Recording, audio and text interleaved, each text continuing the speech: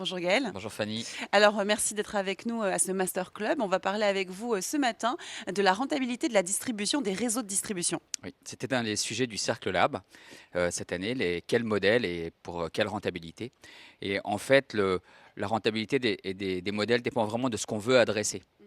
En fonction de si vous voulez faire de la vente directe ou si vous voulez apporter du conseil, forcément la rentabilité n'est pas la même.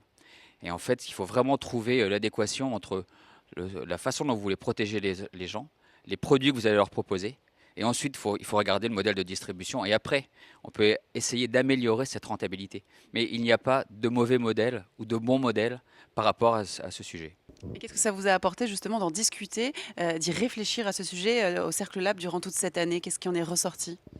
Ben, il en ressort que, j'ai bien aimé la conclusion d'Isabelle, qui était, si vous reprenez le badass, enfin, ce qu'elle elle explique à la fin que on peut, on peut appliquer toutes les bonnes pratiques, mais le plus important, en fait, c'est le charisme du manager. Donc, on peut dire que où est la rentabilité dans le charisme du manager? Oui. C'est une bonne question, mais en attendant, c'est vrai que ce qu'on a vu au cours de ces trois réunions, c'est que finalement, on peut avoir des modèles qui cochent toutes les cases, et pourtant, ça ne va pas marcher. Et d'autres modèles où on se dit ça ne pourra pas fonctionner et la rentabilité ne sera pas au rendez-vous.